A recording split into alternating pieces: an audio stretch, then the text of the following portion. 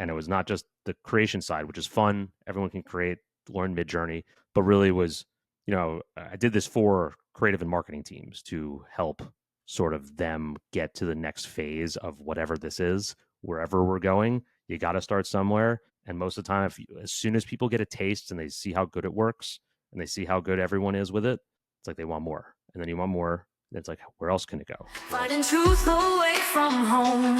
Other connection feels so strange. People changing with every phase. Holding tight through space and time. Across dimensions, hearts align. I'm MetaRick! What? Let's dive in. Welcome back to another episode of the MetaRick podcast. Guys, if you watched the last episode, you might have seen I got a little bit emotional with my good buddy Nate talking about the backstory and, coming into, I think this will be conversation number 36 we've had with creatives, technologists, founders of startups, business leaders that are working on the cutting edge of XR tech and artificial intelligence. Today's guest, I'm really, really excited about. I've been following his content on LinkedIn for probably a little over a year now. And I think when it comes to generative AI, being able to create and visualize marketing content with imagery and turning those images into high fidelity videos, there's very few people that are doing it at the caliber of Rory Flynn. His long background of business development, sales and marketing, and now working on the cutting edge of generative AI with his agency, which is Systematic AI. So Rory, thanks for being on the show. Maybe we'll kick it over to you to start with just a little bit of your backstory. Like, how'd you end up stumbling into working with generative AI? Yeah, man. Well, first off, thanks for having me. Appreciate the invite. It's super cool. Yeah, no, I never sort of envisioned myself as here's the AI guy. That was never in the plan. It was always mostly like, when it came into it, it was really a little bit of backstory. My partner and I were heading up an email marketing agency, and we just had like a ridiculous amount of creative need. That was sort of the impetus for it, probably around like end of 2022-ish. And, something that really just couldn't be fixed at the time. Like, if you're working in the agency model, there's only so much from a margin perspective you can do, hiring wise to actually fill the needs. At a certain point, it just becomes, how do you get more out of what you're producing versus like, how do we go hire more, if that makes sense? Because, some people it's just not possible. So for us, it was not at the time, if we wanted to stay, profitable. Kind of had to figure out what to do. We were doing 90 clients at the time, 90 clients, email marketing wise, if anyone's not familiar, you're not only just building, these email automations, and I should probably preface that we were in the direct to consumer e-commerce space. So, it's a lot of emails that go out outside of your automation. You're doing campaign work, which can be anywhere from like 8 to 10 emails a month. So, you start to do that 10 emails a month over 90 clients, you're looking at 900 emails that you have to get out the door.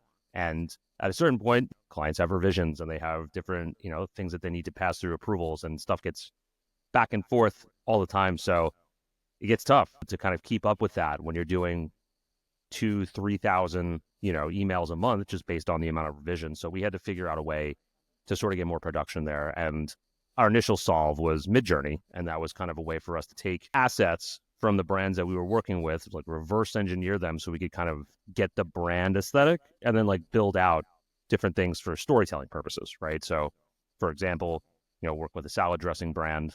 They didn't have a lot of, imagery or creative. So instead of just in every email slapping a product shot of the same salad dressing bottle over and over and over again, we were able to take for the branding aspects of it. And then maybe in the email, if we're talking about, product highlights, that's something like avocado oil, let's call it that. We were able to sort of mold and generate an image that was, an avocado and an oil bottle. It fit better with the story overall. It just makes better sense from a marketing perspective because, email as a medium, you can't buy from an email, right? The goal is to get somebody back onto your website to buy. So how do we get a little bit of visual firepower? How do we capture attention, get people to click through, go back to the website, purchase something? So it was kind of started there. And once we got our team onboarded and moving, we started to operationalize it a little bit. Everyone started producing sort of in the same way. Then it just became more about where else can we put this in the business, and started to bleed into other aspects, account management, sales, onboarding, everything like that. And that's when it was, sort of like this eye-opening type thing is, let me just go talk about this on LinkedIn. And started doing it for fun. Like, here's how you can create images on MidJourney. Little did I know, I was like, probably a bunch of people are doing this already. There wasn't a lot of people doing it. It was it was interesting to have a use case for it too at the time, because there wasn't, many people weren't, they were just making art and like sharing it. Here's my stuff, not how this is I put it in a business. So it was good. And email was like the perfect medium for it because it's small. At the time there wasn't a lot of upscalers. There was still a lot of like distortion in some of the images and things of that nature. But it was like, okay, small format, short shelf life with email too. I don't know how many times you go back into your promotions tab and check emails from yesterday, the week before, a month ago. Answer's probably never. So, really have like an 8-hour shelf life in a small format, most of the time on mobile. So it was just like the perfect introduction to it. And, it started to work really well. And then we started talking about it. It was like, okay, there's some interest here. So that's kind of where it started. It's gotten way, way more. But it was kind of like this really interesting sort of foray into what was coming, because I don't think people were looking at it that way at the time, but we just had a need. And that was the only way to fill it, was to, kind of find a tool that could help us. And luckily AI came around at the right point for us to be able to keep our business going. So it was definitely crazy, man. Like I said, never expected this now, what's going on, but it was, it had to start somewhere. So many of the best ideas start that way, where there's an internal, like you're working on a certain service or a certain offering. And as you try and overcome the obstacles of providing that offering, you seek out solutions and end up coming up with a whole new offering. Some of the best, most innovative products in the world come from this. I mean, look at AWS, what Amazon was selling books online and then selling other things online. And it wasn't until much later that they ended up creating AWS as a solution for server costs and scaling up these digital services on the internet. And there's so many stories like that. I mean, when I was working in creative content production, we were an agency that was basically doing managed services just like any other production house, and then built a tech platform to make it easier to find creatives and assign them to projects and cut down the workload of managing a creative production, right? And that comes from doing the service first and then discovering technologies or ways to obtain leverage to overcome those obstacles. So before we get into the AI journey and all the amazing kind of content that you're producing now, I actually want to take a step back into the beginning of that journey. So some things that people might find relatable already that might not have gone all the way into the AI stuff just yet. What were you doing before Tetra, and kind of what led you to start that email marketing agency in the first place? I don't want to say like a non-linear path, but pretty non-linear at that point. Started in product licensing and intellectual property. So majority of what I was doing when I first came out of college was taking brand intellectual property and licensing it out to different manufacturers to create product extensions, or brand extensions.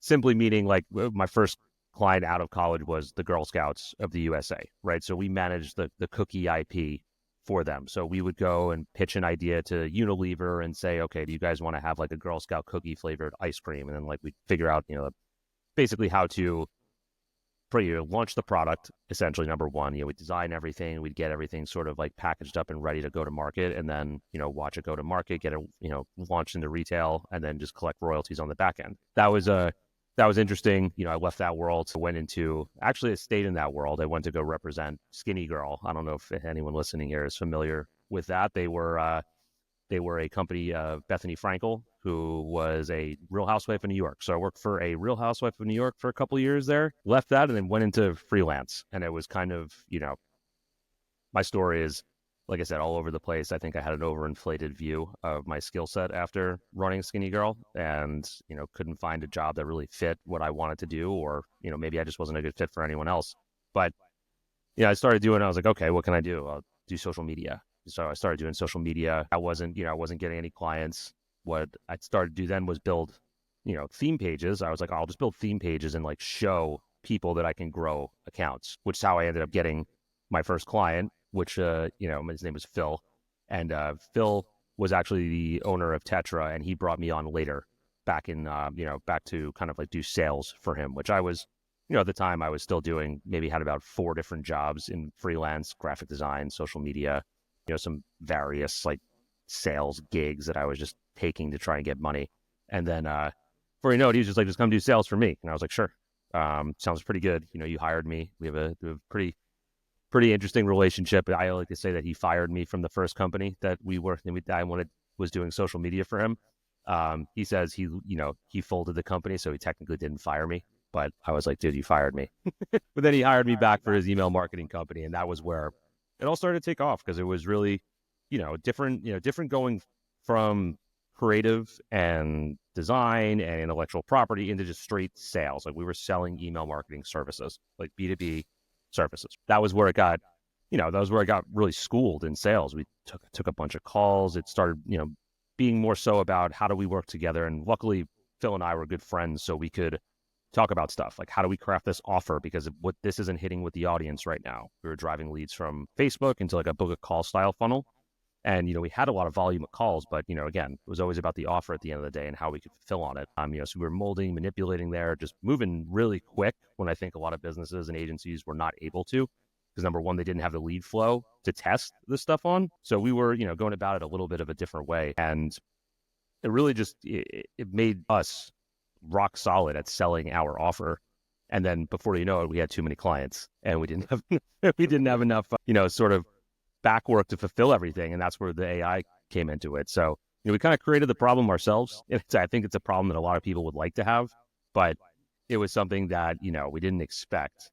And then, sort of to kind of get to that point, we had to figure it out, or else it was going to be like, right back down to, where we started. So it was interesting, man. Like I said, non-linear, but I think a lot of the stuff, where I am at today, it all kind of makes sense now, where it's like a little bit of social media, a little bit of graphic design, a little bit of sales, a little bit of marketing. And now it's all kind of exactly what I do, creating content. So, those jobs that seem insignificant, they might have some later value. I love it, man. I love what that story says about you to me is like, you're very curious and you like learning, and like you're pushing to try and go find like your thing, right? I think that's what most of us do when we're starting our careers, and we kind of stumble through trying to learn stuff and discover who we want to be and what our value is we want to provide. And I think that if you're going to work in XR or AI, like these new things that are not standardized, like there isn't a playbook already built for how to sell AI services or get people into virtual worlds or anything like this, right? Like this is a whole new playground. And so the personalities that are attracted to working in it tend to be very curious like that. And you kind of have to be, because you need to be really comfortable in this ambiguous environment where it's not all standardized. There isn't a playbook just handed to you. Like you kind of have to go figure it out and test and learn. So with the email marketing agency, I mean, some of this is a little bit like known. I think a lot of people will be familiar with it, but what's the 30-second breakdown on how you were doing things before AI? I'm guessing it was mostly content creation that was the bottleneck as you got more and more clients, or where was the human hour blocker for you as you got too many clients? It was production, right? So, typically when like the workflow, if this is interesting, basically, we sign up a new client, and that would basically go through our account strategists and our account managers, and they would get everything onboarded. But then when it came time to start producing the emails, we had to have, number one, things go through a copywriter. They'd have to essentially source all the information from the account strategist, and they'd have to go and basically brief the designer on how to create the email that they were looking for, along with writing the copy. Designer would go create the templates, copywriter would write the copy. They'd have to collaborate and sort of fit everything in together. Then once that was done and everything was sort of packaged up, you got to send it back to the client. Client then comes back and says, change the color here, we don't like this image, change the style and the feel of this, or take these words out. Meanwhile, a lot of the time, things were wrong. If something's wrong with copy, if anyone's not been a designer before, when you put something into a graphic design and you want to edit text, a lot of times, if you take something out or add things, you have to change the entire composition or layout. So it's not just like, oh, remove this. It's like, oh, let me go redo 17 layers to actually get it there. It doesn't take 5 seconds. It takes, in more complicated layered designs, that it's going to take a while, and to make everything balanced and visually aesthetic. And you're working with perfectionists who are designers, so they're going to tinker, right? So that was kind of where it started to backlog. Is when we started to get more clients, we realized that our account managers were kind of overrun. When our account managers were overrun, they were giving less information to our copywriters, who were getting basically not as much information as they needed to produce for the designers. And then it was kind of just like a lack of communication across the board from top to finish. And before you know it, our designers are getting frustrated because the clients keep coming back with a million different edits. And it's like, why is this happening on every single email now? And it was really just because we were overloaded at the top end, which was, again, our account managers. They were taking way too many calls. They had way too many clients each. And at that point, that was like kind of how we had to isolate the variables. It's like, where is this actually coming from? Because it can't be the design. Like, our designers have been great for the entirety of our existence. Why is there so many comments on design now? Because it can't be everyone. It's not just like one designer, right? We just started realizing it was, see the copywriting brief. It's like, write an email for Black Friday. There's like no other information. And we're like, okay, something's going on here. So that was kind of where, self-admittedly, I felt as a sales person that I had created this. I was like, I've forced a lot of people into that, not forced, but like I really sold hard on some people at certain times of the year. We know what our margins are. We know what our, we know what we needed to keep things moving. So taking a lot of projects, a couple different special requests, things of that nature. Anyone who's working in sales, you know the deal. But that was kind of where it started. So I felt like it was my responsibility to fix that. And at this time, sorry to cut you off, but just to have a full picture here, roughly how many salespeople and how many designers were on the team at this point? I was the only one doing sales, and we had about 5 designers. Okay. You have 5 designers doing about 3,000 design, if they're working on 3,000 different pieces a month, it was something crazy. Like, we narrowed it down to about, they had to work on 23 different designs a day, which is just like, that's unsustainable. It's right? A lot. Yeah. And I can see why you would want to take ownership of this, right? Because what you found, because not only do you trust your designers and the quality they were doing before they were overrun, but you also can't control that as a salesperson, right? Like, the designers are doing the design. So what can you control in that position is, how do I get the best information possible from the client, and how do I translate that to the designer to the best of my ability, right? And as the scale gets overrun, then that communication breaks down. So now designers not only have too much to do, but what's really interesting about your explanation there is it's the communication breakdown between the client to the designer. That game of telephone starts to break as too many calls are coming in. And so my question here is this: so now AI comes in as a potential solution, but how do you discover that, right? Like where did you first learn about the AI technology, or was that someone on the design team, or how did you get to a place where you discovered this could help? I saw a late night, like, Twitter binge. I saw someone creating stuff with MidJourney, and I'm like, what is this? I don't know what this AI feature is. And I just went down the rabbit hole. I'm like, signed up that night. I was just like, I'm going to go create this stuff. This looks pretty easy to do. And I signed up, and it was a free trial back in the day, and I ran through that in like an hour. I immediately paid for like the full subscription right then and there. And I spent like 7 hours just going through it. And I think, obviously when I started, I was like, oh, I'm creating like aliens and like futuristic stuff, and like, oh, this is really cool. But then I'm like, can I do product photography? Can I do fashion stuff? Can I do lifestyle images?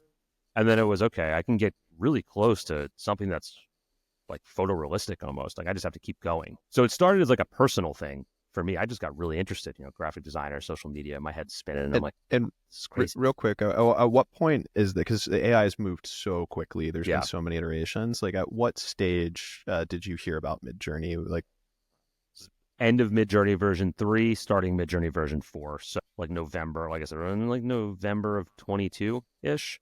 That was really it. And then I went back to my designers. That seems like, sorry to cut you off again, because I'm really interested about the integration. So you discovered it, but that seems like a really good time to discover it too, because it's evolved enough to where it's pretty good and like can give really solid output, but it's also early enough to where you're still pretty early on learning it. It's not quite at the stage where it is now, where you have the whole image to video translation and all this stuff we'll get into in a few minutes.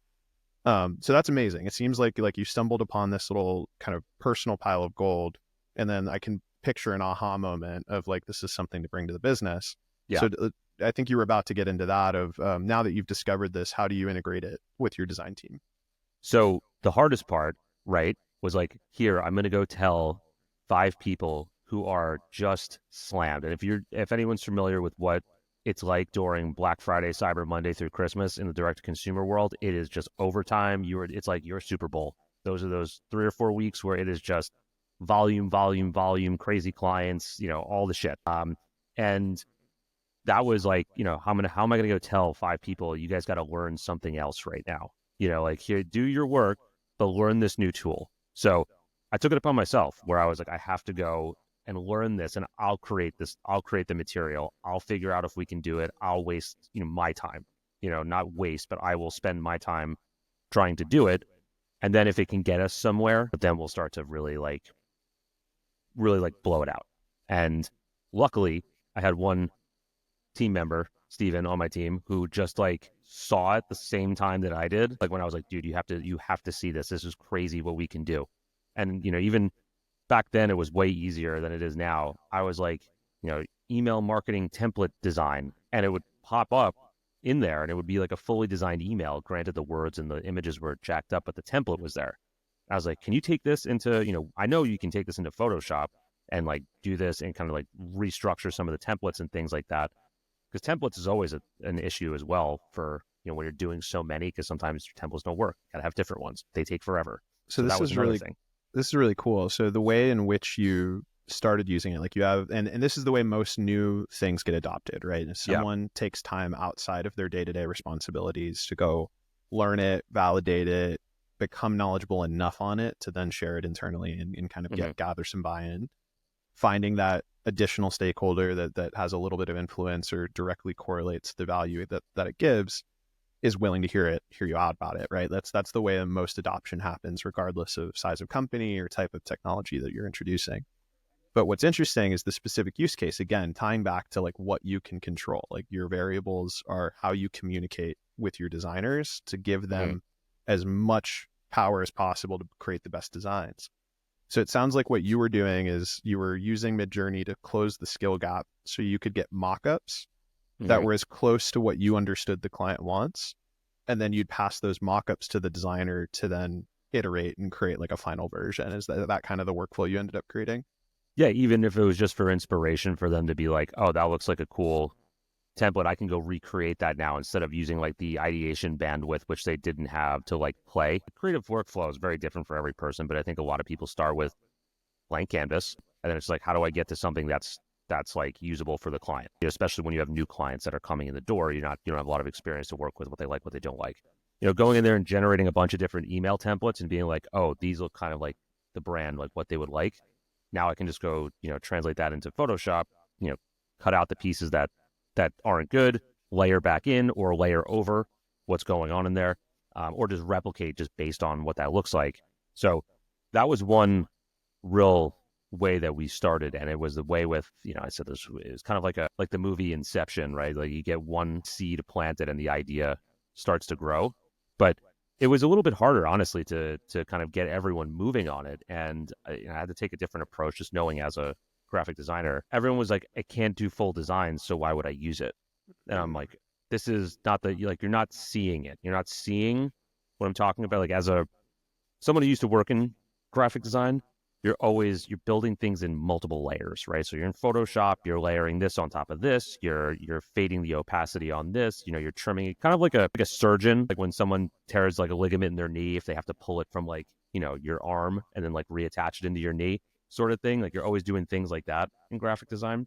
But I was like, you guys, there's no longer a need for going to stock photography sites to look for different textures or different gradients or things of that nature to overlay and then play with.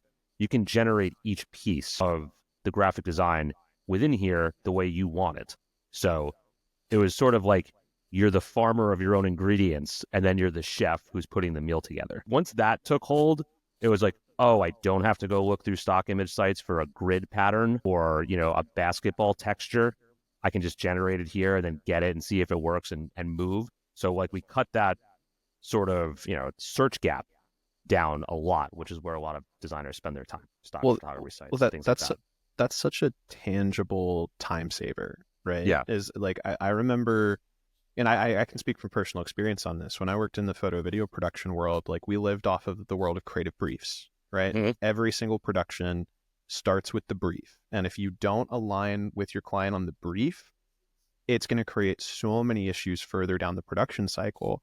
And that creative brief for us would typically look something like, what is the location or environment that the shoot's happening in? What are the characters? So what type of models do we need to source for this shoot? What type of props do they need to be holding, interacting with? What type of outfits do they have? And then there's also like the general brand guidelines, and then potentially specific setups or shot lists and things like that. Mm-hmm. The most time consuming part of the brief was not coming up with the shot lists and characters. Like, that's stuff that clients are pretty good at, right? Like, they have a good sense of what they're trying to create typically. But what's really hard for them to do is to get from that base idea of, I want these 3 people in this place doing this thing, to then visualizing it and making it really tangible. Yeah. And so for us to deliver on those shoots, the hardest part about it was just spending hours and hours going through stock photos, going through examples of work we've done in the past, and picking the right images to put in that brief that the client's like, yeah, you get what I want. And then the photographer we source and assign that brief to can that go, oh, I can recreate something like that. So it seems like you did something similar in the design process, where you used AI to cut that feedback loop down, that get further along to visualizing what they want before it has to get in the hands of the designer. Is that Totally. kind of the process you're focused on? First, it was for final production, right? Like, we just needed to get this stuff done. We were working with companies that didn't have assets at all. They didn't have, Getty accounts. There were, some of these companies were doing $10,000, $15,000 a month. So it wasn't, we had our clients that were doing 500 to $1 million a month. And then you had clients that were doing 15,000 a month. We had a very wide spectrum. So those ones that were smaller and we had nothing, like, this is the kind of stuff we had to do. Now, that being said, when we started to get really good at this, into everywhere else. So when I'm doing sales, right, now I can go and I can do this myself. I can go create mock-ups for what their stuff's going to look like coming from us in less than 24 hours. So, not only am I going in and auditing their account, putting their strategy together, now I'm also giving them mock-ups as to what it looks like, how it could feel, what the whole thing can, essentially give them a visualization of what it's like to work with us. And we could do that in 24 hours, turn it back around and say, here's the offer. And, for a company that had never been treated like that from an agency before, right? Like, here's everything, basically, here's the entire roadmap plus what the outcome's going to look like. They were like, well, we started closing even faster, right? So that was again, the catch-22 of it all is that just like it just kept putting more tax, because we kept doing things that I guess was just a different customer experience, because then it would work in onboarding too. Get on with the designers. We were able to kind of visualize the aesthetic that they wanted for certain things, and we could turn it back around really quick. Same thing with like bigger campaigns, like Black Friday comes around. All right, here's what we're thinking for the 10 emails that we're going to send this month. Yeah, here's the 5 different options that we can go with from a template perspective. Here's a couple different visual aesthetics that we can try. It just gave them more input into it as well, and the quicker turnaround with them, just better communication. It had way more intangible benefits than I ever foresaw. I absolutely love this. It's like I have a non-work example that I was playing around with my family. I love this question, and I might actually ask you in a minute, but it's like, what would be the 2 accessories if you were an action figure? Like, what would be your 2 kind of items, And my sister's boyfriend was like a Porsche 911 and a lightsaber. And my mom's like a Yankees hat and an Irish wolfhound, right? Like, everyone's got these different accessories. So while we're talking about it, I pull up ChatGPT on my phone and I just start generating images. And I'm like, what would you look like as an action figure? I'd put in a photo of them with the 2 accessories, and then I'd show them, like, this is your action figure, right? So I actually ended up creating an agent for it. Like, I'll put a link in the description or something if people want to go play with it. Same. But like, that idea works with the client, where it's like you're taking something from a conversation where you're kind of visually describing things, and instead you're guess and checking, where you can literally put your words into a mock-up, see it and validate, wait, no, I didn't mean that. Or actually, that looks less good when I see it. I want to change it. And you can do those changes before that massive layering process in Photoshop that you talked about. Yeah. The other thing you mentioned that I think is really cool is it changed your sales process. So not only are you able to intake information and translate it to the design team, but now you can pitch better. Like, instead of you describing ideas to clients of what it could do, or pulling up examples of work from past clients, you can just pretend like you already created it for them and give them a general idea of, this is what it would look like specifically for you. And I think that's very powerful. I want to take a little bit of a pivot here, though. I'm really loving this conversation. I think it's clear to me why you're so good at creating the content now is like knowing where it comes from and kind of this real problem you were dealing with. But now I want to kind of take a turn into what you're doing now. So after Tetra, you went into creating a Systematic. Yep. Talk to me about that. What was that transition? What is Systematic? And kind of how that got kicked off. Yeah, if I'm being totally honest, when I went off on my own, I just felt like I needed a name. And so I kind of like, talking to Phil about it. Like Phil and I left the company, and it was just like, what's a name? And we're just like, I don't know, just throw a name on it, right? No one cares. Like, did Apple sound good when you say when you put it out there? It doesn't matter unless how it's perceived. So we just came up with some name because we needed a domain. So we put, we couldn't get Systematic with a C, so we put it with a Q. And then, that's kind of how that started. So that was pretty simple, but really the idea was to help brands basically operationalize AI, or not brands, just companies in general. Really from a conventional tool perspective, like a day one perspective, where there's a lot. The solutions now are so much more intricate than they were back then. It was really like, how do we look at specific holes in your business, sort of like analyze those friction points, and then apply solutions that are fairly simple and easy to digest and won't take this crazy overhaul of your entire infrastructure or your staff, right? So the goal was never to, what we do specifically now is really, I am a content producer first and foremost. That is where majority of the business is handled. I do corporate training, to train teams and, marketing and creative teams on how to use the tools and how to like operationalize them efficiently. We do some more high leverage consulting in terms of like going into the business, like actually writing a roadmap, creating a plan, things of that nature. And then we also have a partnership with company Superside, who does a lot of done for you creative in that sense. Now, like I said, the goal of this always was not to come into a business and like, let's strip mine it, get rid of a bunch of employees and use AI for this stuff. It was, you already have good people. Yeah, these people are already capable, like put better tools in their hands to make their lives better.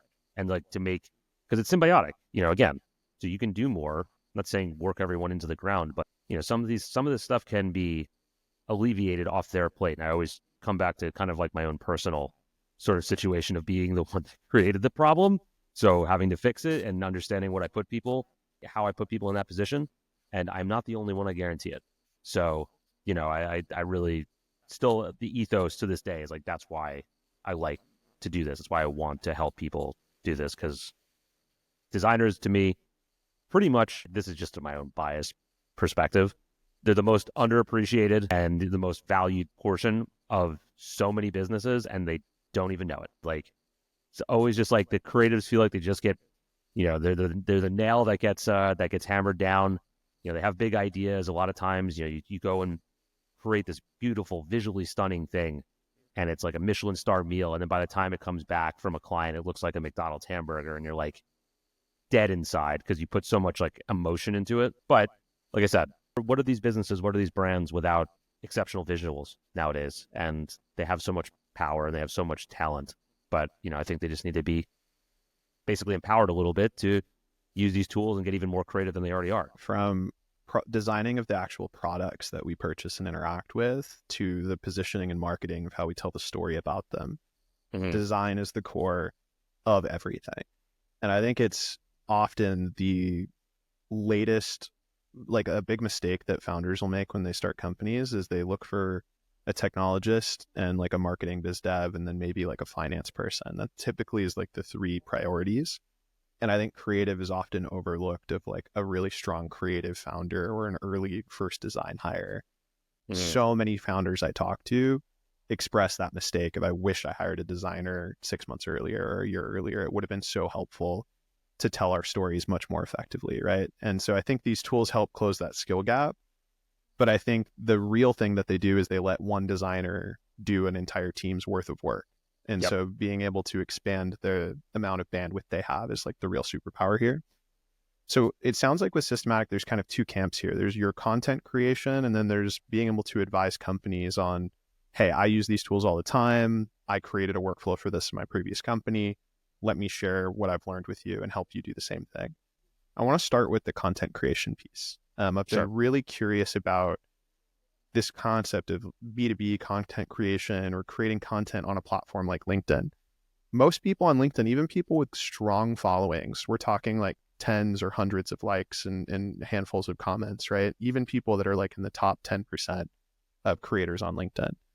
I think you're an exception to this rule. I think you're in the top 1% of 1%. You're putting out content that really resonates with people. Thanks, and you've kind of hit this sweet spot. And so I kind of want to try and reverse engineer a little bit of how you got there. At what point did you start creating and posting content? And let's talk about the beginning of that journey and kind of work our way through how you've developed that brand for yourself. Totally. Yeah, I started posting about email marketing about same time, probably November 2022. Again, it was just like it was a channel expansion for us. We were already doing really well on the paid side, paid media side, bringing in leads. We just really were like, oh, we need to, let's just, while we have this momentum, let's try to build some personal brand organic channels to then, filter in business as well, knowing that it would be a long-term game. And it started well there. Realized that, email marketing content's pretty damn boring. So I had to try and spice it up a lot to get people interested, which is, I think, where this whole sort of journey of like, how do I make email interesting to people? Because who wants to just, here's how 10 ways to increase your click-through rate. That's really stale and boring content. So that was kind of where it all started before I started doing the MidJourney stuff, which was just realistically for me. I was enjoying it. I was like, maybe I'll just go talk about this because I think there's probably someone out there that wants to nerd out about it. It was, I remember my first one was, it said your beginner's guide to MidJourney for like, noobs like me or something like that. I made it and I was doing something else that day. I remember going back and seeing that there was like 500 engagements on it in like the first hour. I'm like, what the hell is going on here? I don't get that kind of engagement. I maybe have like 1,000 followers at the time. And it's like, people are like, what is this? Like, okay, I don't know. I mean, it's something I was playing around with this weekend. And it got so to the point where the comments were just like, what is this? What is this? What is this? What is this? What is this? That I was like, I got to do something. I got to do another post on this at some point. And I just kept doing it on Saturdays, right? It was like, I figured, let's take a little strategy here. It's like Saturdays, people don't have meetings. They don't have, they don't have calls. They're probably sitting down, scrolling on their phone in leisure time. I'm going to give them leisure activities. So here's my leisure, which was MidJourney. I'm having fun on this, just creating pure fun, nothing about business yet, right? And that was where every Saturday, it felt like for about 6 months, it was just like viral post, viral post, viral post, viral post. And people were just so interested. I was like, we still got to talk about email marketing because that's like my business. No one knows like why. I'm like straddling this line between email marketing and like getting clients and then AI. And it's like, people are starting to be like, oh, you got to check out this guy for AI. Because, at the time the game was carousels. And I told everyone that it was like, how are you doing this? Just like this carousels, because it's you can get a full idea out, right? Like it's not like a try to get everything into 1,000 characters. It was like, here's 30 pages. If you're interested, you're going to read it, right? And you're going to learn it. You're going to save it. You're going to share it. So I was just like, this is like how I can fully explain stuff without like having to, try and dumb it down or have a bunch of people being like, this makes no sense in the post. Like, how did you do this? So you could see like every little step, every little piece, what the thought process was. And it really worked, right? So that just started to like kind of pick up. And then I was like, should I talk about us doing this in the business? Should I mention that? Because I feel like that's when it gets a little bit more serious and then people start looking at it a little bit more critically.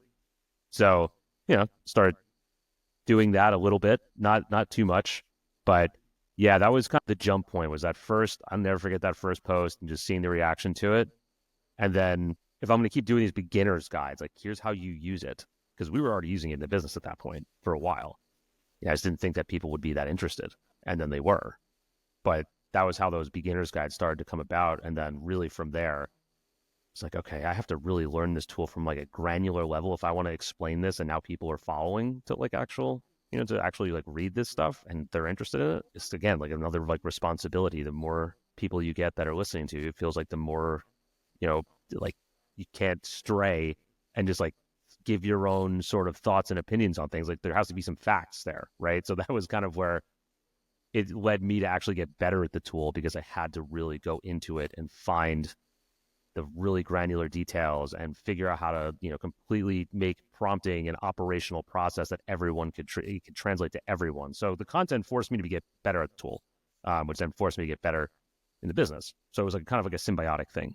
But really, man, that was probably a move that, again, like I never expected for something to work like that. Before you know it, it just really the growth of it and like understanding what people wanted. All the content I ever needed was in the comment section. So whenever I'd write something and, good feedback, bad feedback, it's all awesome because good feedback, great, awesome. I like to hear that people like it.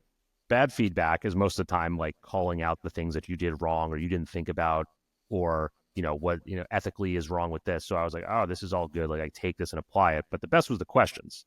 What does the dash, S mean at the back end of your prompt? I'm like, okay, cool. That's a whole nother post. Because if someone asks that question, there's not only one unique individual thought, right? There's probably 10 other people that have that question. So let's go do that. So it's basically like I was sourcing material from my own material at all times. And that really grew. That was kind of how I approached it for a long time. Now people are way more educated on the tools than they were then, but it was a good way to get started and build some sort of, equity / like authority in the space, if you want to call it that. Well, and to be fair, I mean, people like you are a big reason why everyone's a lot more educated on this stuff now, right? Like for context, like you mentioned, you had 1,000 followers around when you did that first post. Now Rory's got 82,000 on the day of recording this, right? And there's a lot of people that resonate with what you're posting about and see you as a trusted figure when you talk about these things. And I love that you mentioned that because a couple of my favorite creators are like Cleo Abrams. I love her show, Huge of True, kind of exploring the cutting edge and taking this kind of optimistic twist on it. And I saw her recently talking about journalistic integrity for content creators, where her background is Vox Media. Like she comes from journalism. And so she's gotten trained in like the integrity and the rules and the social norms of being a journalist. And I think a lot of content creators feel really uncomfortable with the idea of being called a journalist because that has this connotation that there's these rules and these things you have to follow. Yeah. But the reality is when you're publishing content and you develop a following and you have that trust, there is this accountability, right? And I think what I like about what you're saying is that accountability drove you to get better. Not only does it make you find your voice more and help you articulate the thoughts because you just get practice at articulating them, but then you feel that weight where you're like, man, if I'm going to talk about this tool, I really need to use this tool more. I need to experiment with it. If people are asking about this specific thing, I should go try that and push the limits of that so that when I post about it next week or in a month or whatever, I'm coming with a well-informed kind of opinion or take on that. When you started getting feedback, you started getting people commenting and kind of giving you that response. Were there any like friction points? Like, was there like a pushback against using tools like this? Or like what were some of the negative things that you were hearing from people? Oh man, dude, it was I've been taking grenades in the trenches ever since I started. And, I think a lot of people just like resonated with in a negative way. Like, oh, here's an AI bro. That's kind of like the next like iteration of a crypto bro. Like, I think that's what everyone thought it was. And I think that's why I had to start talking about the business stuff. Because it was just, a lot of it was photographers and graphic designers at the beginning, like wanted to, string me up by my toes. And I was like, look, I'm doing this because I think it's good for you guys. Like I did it for my designers. I'm a former designer. I like to ask them all the time, remember when we had to cut out figures manually in Photoshop, go put in maybe like 17,000 different like little, points to then, delete a background and then feather the edges and erase and, I'll do all this, cloning and copy pasting to get the image just to get cut out of a background. Yeah, now you can do that with one click. Is anyone upset by that? I don't think so, right? Like there's certain things where it's like, okay, once I started talking then about that, like what we did how I was talking to, designers, like, oh, this is how you take like multiple different pieces, string them all together so you can still have a creative process. No one can go and do your job with one prompt. I wanted everyone to know that. And that's still true today, by the way. Even as these tools get better, like it's not at a point where you can just type in one sentence of this is what I'm looking for and then it's there and usable and ready. Like I personally have experimented quite a bit with these tools. I come from a film background and content production for brands. And like, I think that I'm pretty savvy when it comes to articulating my creative vision and understanding how these AI tools work. And it still takes a lot of effort. But here's the thing, even with the effort, the thing that I think is really magical about it is like you could actually create a full short film on your own without a crew. That's the Yep. thing that's crazy. If it takes a lot of iterations and practicing and getting it, but you can create a whole storyboard out of generative images and then generate videos out of those images and cut them together and create a short film. And it's one person can actually do that now. It's a lot of work. It takes them a lot of hours. It's not going to be the snap of your fingers. But before, you would have had to have like 6 different people with 6 different skill sets in order to achieve that same result. And I think that's really, really special that we can close those gaps. I think it's also there that, again, people who still have not really put in a lot of time and effort on it tend to think that they see these finished products and they're just like, that's trash. It's like, okay, you know, it might be trash. Like it's trash now. This is the worst it'll ever be right now, today, because tomorrow it'll get better. There'll be some new tool, some new feature. It just keeps going. But also, like, if you wanted to go create a short film, you know this, right? It's going to take hours, multiple reruns, editing, production time. There's not this one prompt solution for anything. It's using multiple tools. It's stringing things together. It's realizing that, you know, a couple scenes don't cut well together. You might have to go regenerate. So it's like a very similar process, just done non-linearly, I think. And again, the quality is not, to me, I'm not saying that cinema is going to go, you know, Hollywood's going down, you know, the drain, or, you know, brand focused work is going down the drain with producers. It's just, there's a different way to create, and you can do it and use it as a crutch in some way, shape, or form, or you could use it as an amplifier. Like, you know, I think it's just how you look at it. And frankly, it's already gone down this direction, right? Like when the way that film used to be shot, like production is the most expensive part of filmmaking. Like the time that you need, equipment, hours, locations, vehicles, things. And this is true both in consumer, like blockbuster filmmaking, as well as high production Super Bowl ads and things like that. Like the reason why Kubrick was able to make these amazing, amazing films is because he bought all his own equipment and he wasn't renting all of it. And so he could do 100 takes in a day and not worry about coming back tomorrow, because he didn't have this 3-month window where he's just burning cash on all the rentals. That's why he bought his own studio and was able to do all these things, right? It gave him the freedom to make exactly what was in his head and take the time. So what we've done as an industry and as a creative industry is we've optimized with things like Unreal Engine and these gaming engines and green screen studios. And like we've been moving in this direction well before AI. There's all these other pieces of technology that have helped us get here. So I don't think that I see this as being especially different than all those other things. It's just helping cut down the feedback loop, help cut down the production costs, make it more and more accessible to get the big ideas to come from someone's head to a real thing. Systematic AI business side of things. Sure. So you've got this following, you've developed this credibility for yourself. That's amazing. That's a hard thing to monetize, especially for, I think, LinkedIn content creators have a bigger struggle monetizing their following than an Instagram or YouTube. Because Instagram and YouTube, you can do paid brand sponsorships or you can do paid ads or whatever. I think on LinkedIn, if someone pays you for a post, even if you say it's paid promotion, it's like you start to erode trust very quickly on LinkedIn. Oh, yeah. Like it's really hard to maintain that trust the second you start getting paid, because everyone on that platform is the marketing teams. They're the people that actually pay those influencers. So the second they see it, they know what it is, and they lose trust right away.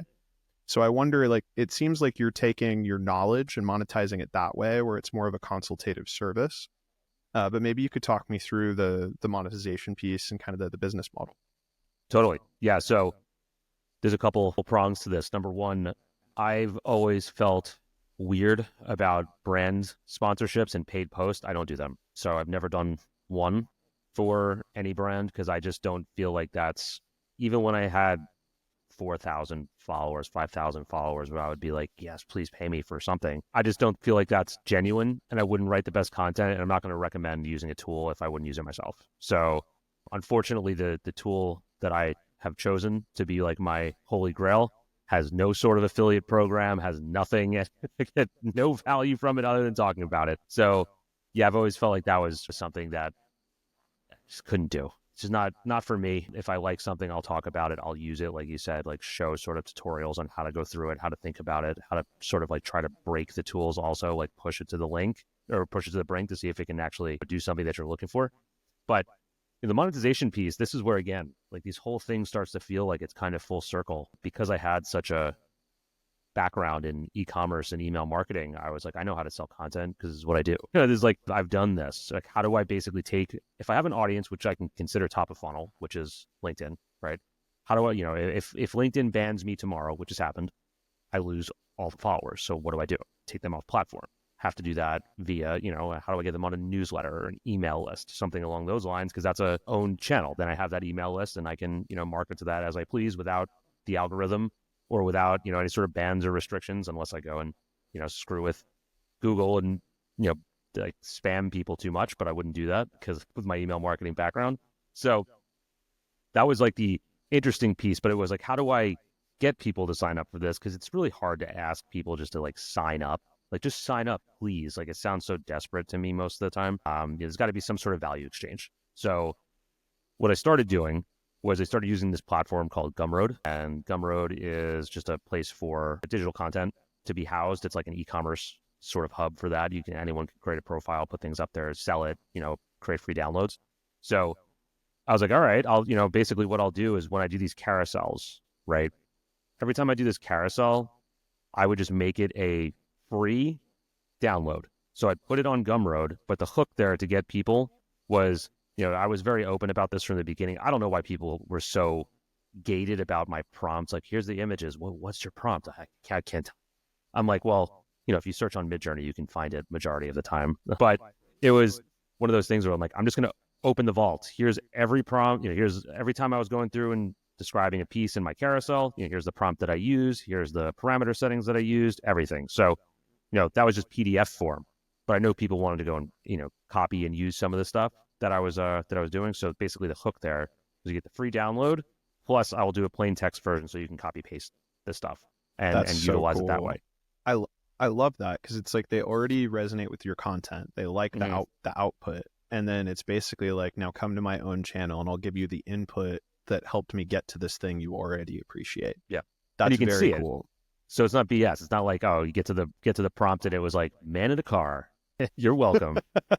There was a lot of, back then you had to prompt like a lot harder in a sense to get what you were looking for.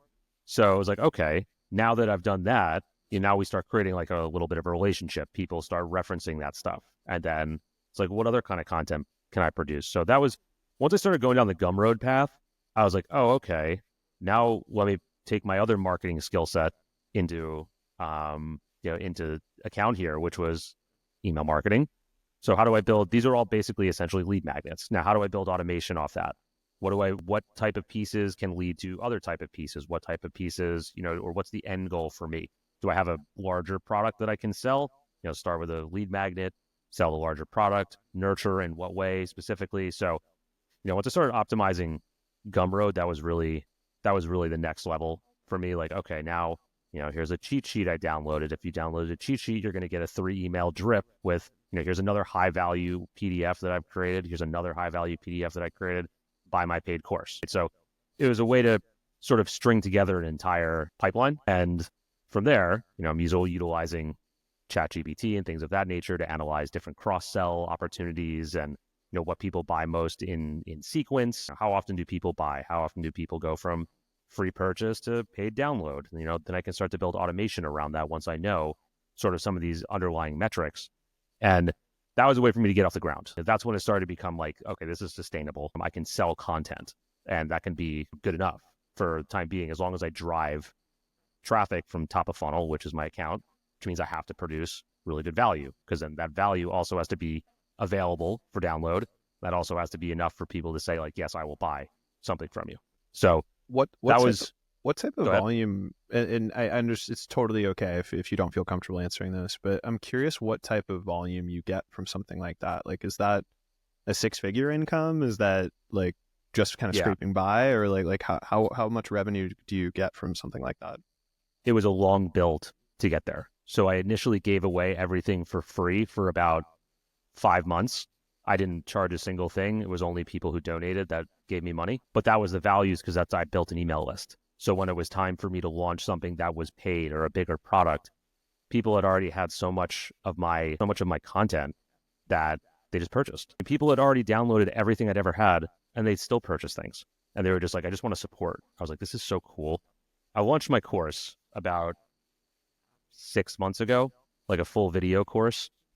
And the day I did it, I was just like, I'm just going to struggling to get it out. My wife was about 3 weeks away from having a baby. I'm like, I got to get this thing out before I'm totally tied up. And I was like, if I do a couple $1,000s on this, I'll feel great. And sold out the thing in the first like 32 minutes of it being out. And I was like, this is weird. I have people sharing my sales post on LinkedIn. Like I've never seen someone like, here's a advertisement I'm sharing basically, which I was like, this is crazy. People are reposting this. And I don't know if I underestimated that maybe people really did want this and would actually be willing to pay for it. But it was definitely like an eye-opening experience where it was like, I had been doing this for about a year and a half without really asking for anything.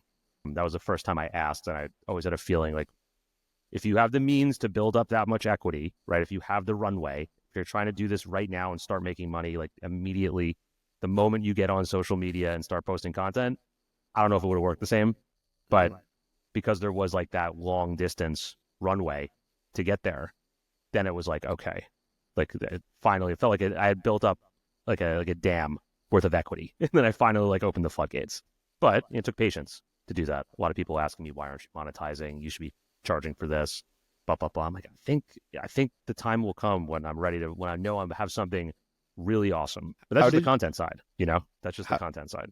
Yeah, and unfortunately, I'm not sure if we're going to have time to get into all the things, but I do have one quick follow-up question on that, because I think that's something a lot of creators do struggle with, is like they start developing a following and they build that equity and that trust, and they do it a lot of the same reasons you described. Like at first it was for them and they found out other people care about it. What helped you realize like now is the time to monetize about 6 months ago when you decide to launch this? I get the baby coming and stuff was like, let's get it out now. But obviously the decision was made a little bit before that, right? Yeah. Feast or famine, right? Like I was on my own. So it was either like sink or swim. It was kind of like the Hail Mary. If this works, I have a career for this, right? If it doesn't work, I have to find a job to supplement this. So it was kind of like that sort of necessity moment where I'm going to do it. I knew I was going to do it the whole time. I'd been putting off, actually recording videos. And as I sat down to do it, it took me like 60 days to actually get out all the information that I wanted to. And I probably could have put another couple hours in there. It ended up being like a 7.5, 8-hour course, which I was like, damn, I have a lot of information in my head about this that I haven't put down on paper. But yeah, that was kind of like the make or break. Is this a career, or is this just something that I've been good at and been having fun with? How else can I, this is kind of like the moment in a sense, because I know I wasn't going to be able to do it once I had a baby. It wasn't going to be, I wasn't be able to record an 8-hour course for at least a couple months. So it was, that was kind of like the impetus. So again, it's always been seeming like this sort of survival mentality along most of these sort of roles and jobs that have been, in my path for the last 2 years at least at this point. But that was that was a foray into realizing that, the stuff I had done for the business was really important to people. And it was not just the creation side, which is fun. Everyone can create, learn MidJourney, but really I did this for creative and marketing teams to help sort of them get to the next phase of whatever this is, wherever we're going. You got to start somewhere. And most of the time, as soon as people get a taste and they see how good it works and they see how good everyone is with it, it's like they want more. And then you want more. And it's like, where else can it go? Where else can it go? What else can it be in? So that's kind of like the 10,000 foot perspective on that. Yeah, no, and I wish we had a little more time, but I think we are coming up to the end of the pod here. But I think what's so cool about this model is you get to do something that you really love. Like you care about these tools and the creative side, and like you get to scratch that creative itch of producing stuff all the time and experimenting and all that curiosity we talked about at the beginning of your career of bouncing to these different jobs and taking these different skills. You get to just do that all the time now. So personal level, super exciting for you. You have a monetization model on like almost like a B2C level of like folks that care about the stuff you're putting out, whether they be creators or small business owners or marketers for big companies. There's this kind of B2C nurturing and monetization piece. And then there's also the part that we don't have enough time to really get too much into, which is the consultative piece, where going up market when teams need help optimizing their workflows and adopting this tech. Now you also have that opportunity to come in as a thought leader and either do workshops and talks or be able to provide ongoing kind of advice on how to get those programs off the ground. With our last couple of minutes here, I just want to give you an opportunity to plug, like, if there's anything about the type of folks that you work with, where they can find you, where they can find your content. What are the type of stuff you're working on? Where can people find you? Totally. Yeah, man. Well, first off, thanks for letting me talk about this kind of stuff. I don't get to do it that often, which there's a lot more thought that goes into a lot of the content creation that I think people probably see. There's a lot under the hood, but yeah, where you can find me, LinkedIn, Rory Flynn, Twitter, a little bit more of my experimental platform at this point. I have a lot of fun on Twitter at roar_fly. We have a MidJourney specific podcast. If anyone really likes MidJourney and wants to nerd out, it's called MidJourney Fast Hours on YouTube. I do it with my buddy Drew Brucker.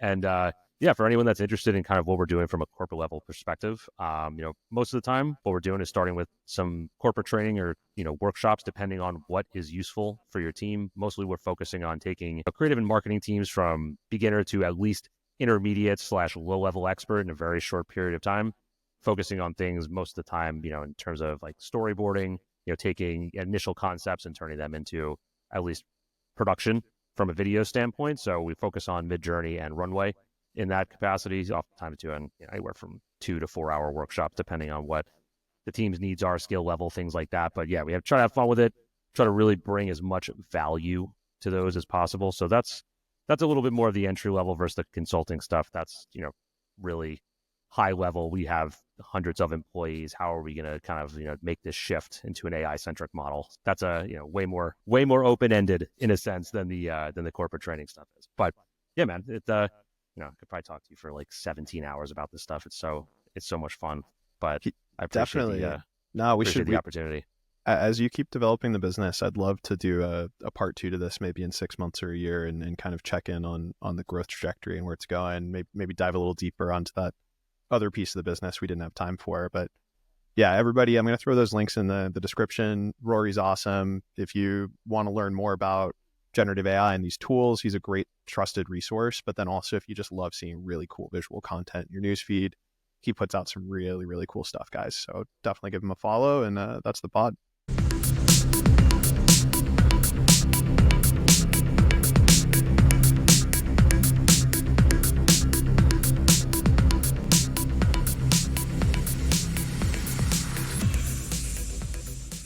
I'm MetaRick.